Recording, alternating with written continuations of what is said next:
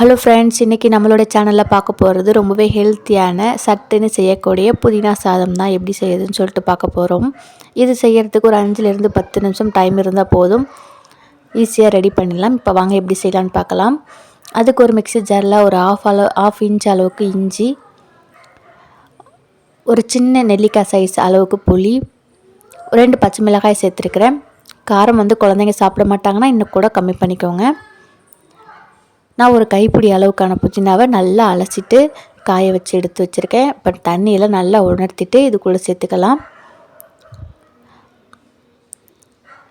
இப்போ இது கூட தண்ணி எதுவும் சேர்க்க தேவையில்ல, அப்படியே நம்ம நல்லா பேஸ்ட்டாக அரைச்சி எடுத்துக்கலாம். ஒருவேளை உங்களுக்கு அரைக்கிறதுக்கு கொஞ்சம் கஷ்டமாக இருக்குன்னா லைட்டாக கொஞ்சம் தெளிச்சுக்கோங்க, ரொம்ப ஊற்றி அரைக்க வேண்டாம். இப்போ பாருங்கள், நல்லா அரைச்சி எடுத்துகிட்டு வந்தாச்சு. இந்த அளவுக்கு நல்லா பேஸ்ட்டாக அரைச்சி எடுத்துட்டோம் அப்படின்னா நமக்கு அந்த புதினாவுடைய இலைகள் எதுவும் வெளியில் தெரியாமல் நல்லா பேஸ்ட் ஆகிடும். இப்போ இதுக்கு தாளிப்பு கொடுத்துடலாம். அதுக்கு ஒரு வானல் வச்சுக்கலாம். ஒரு 2 டேபிள் ஸ்பூன் அளவுக்கு இன்றைக்கி நான் நல்லெண்ணெய் சேர்த்துருக்கேன். எண்ணெய் நல்லா சூடானதுக்கப்புறம் 1/2 டீஸ்பூன் அளவுக்கு ஜீரகம், 1/2 டீஸ்பூன் அளவுக்கு உளுந்து, ஒரு வரமிளகாய் அதையும் போட்டுட்டு ஒரு 10 போல் முந்திரி சேர்த்துக்கிறேன். விருப்பம் இருந்தால் நம்ம வேர்க்கடலை கூட இதில் சேர்த்துக்கலாம், கடலைப்பருப்பு சேர்த்துக்கலாம், நம்மளோட இஷ்டம்தான். இப்போ இது நல்லா செவந்து வந்ததுக்கப்புறம் நம்ம ஆல்ரெடி அரைச்சி வச்சுருக்கோம் இல்லையா, அந்த புதினா பேஸ்ட் அதையும் இது கூடவே சேர்த்துக்கலாம். மிக்ஸி ஜாரில் லைட்டாக அங்கங்கே ஒட்டி இருக்கிறதுனால நல்லா ஒரு டேபிள் ஸ்பூன் அளவுக்கு தண்ணி ஊற்றி அதையும் கலந்து இது கூடவே சேர்த்துட்டேன். இப்போ இது நல்லா மிக்ஸ் பண்ணி கொடுத்துக்கலாம் எண்ணெயோட. இப்போ பார்க்குறப்போ நல்லா லிக்விட் மாதிரி அங்கங்கே சட்டியில் ஒட்டிக்கிட்டு இருக்குது இல்லையா, நம்ம ஒரு 2-3 நிமிஷம் நல்லா மிக்ஸ் பண்ணி அங்கங்கே கொடுத்துட்டே இருந்தோம் அப்படின்னா இந்த புதினா நல்ல எண்ணெயில் சுருண்டு வெந்து வந்துடும். இந்த அளவுக்கு தொக்கு மாதிரி சட்டியில் ஒட்டாமல் நல்லா சுருண்டு வரும்.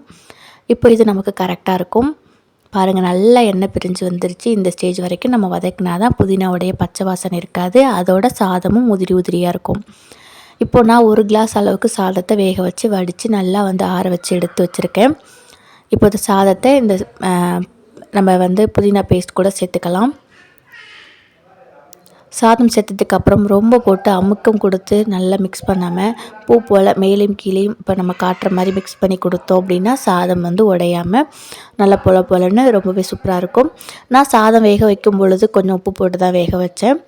இப்போ மிக்ஸ் பண்ணி கொடுத்துட்டு நம்ம தேவைப்பட்டால் ஒரு 1/2 டீஸ்பூன்லேருந்து 1 டீஸ்பூன் அளவுக்கு உப்பு சேர்த்துக்கோங்க. எனக்கு கரெக்டாக இருந்துச்சு, அதனால் நான் அப்படியே விட்டுட்டேன்.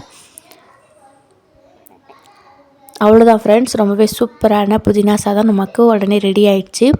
இது செய்கிறதுக்கு வேக வச்ச சாதம் இருந்தால் போதும், ஒரு 5லேருந்து 10 நிமிஷத்தில் குழந்தைங்களுக்கு டிஃபன் பாக்ஸுக்கெல்லாம் கூட கொடுத்து அனுப்பலாம். அந்த அளவுக்கு ரொம்பவே ஈஸியான செய்யக்கூடிய ரெசிபி தான், அதோட நமக்கு ஹெல்த்தியானதும் கூட. வீடியோ பிடிச்சிருந்தால் லைக் பண்ணுங்கள். தேங்க்யூ ஃபார் வாட்சிங்.